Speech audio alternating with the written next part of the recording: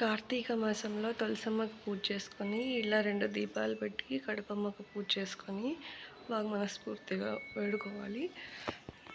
ఇంటి దేవుణ్ణి, ఇరువైపు దేవుణ్ణి ఇలా కొలుసుకొని కార్తీక మాసంలో శివునికి ఇష్టమైన మాసం కాబట్టి మనం ఆయనకి ఎంత నిత్య భక్తులతో వేడుకుంటే ఆయన అంత కరుణిస్తాడు. భోలా శంకరుడు కదా, కొన్ని కోరికలు వెంటనే తీరుస్తాడు.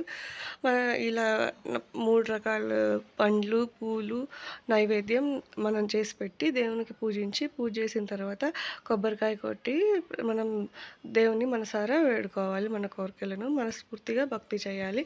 అలాగే మనం లక్ష్మీదేవతని, కాటేరమ్మ తల్లిని మేము కొలుసుకుంటున్నాం కాబట్టి మేము అమ్మవారికి కూడా ఇంటి దేవునితో సమానంగా పూజలు చేసుకుంటాము, ప్రసాదం పెడతాము. అమ్మ బాగా కాపాడుతుంది. మనం కాటేరమ్మ చాలా పవర్ఫుల్ దేవత. అమ్మవారిలో బాగా కాపాడతారు. ఇంటి దేవుడు ఎలాగో కాటేరమ్మను కూడా మేము అలాగే కొలుసుకుంటాము.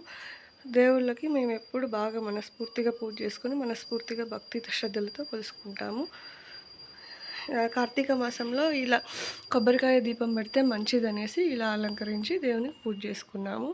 చూడండి, అమ్మవారు సాక్షాత్ అమ్మవారు ఉన్నట్టు కనపడుతున్నారు చూడండి.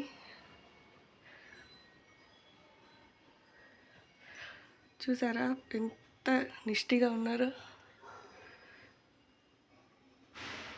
ఆ కళ్ళు చూడండి, అలాగే కనిపిస్తున్నారు మనకు.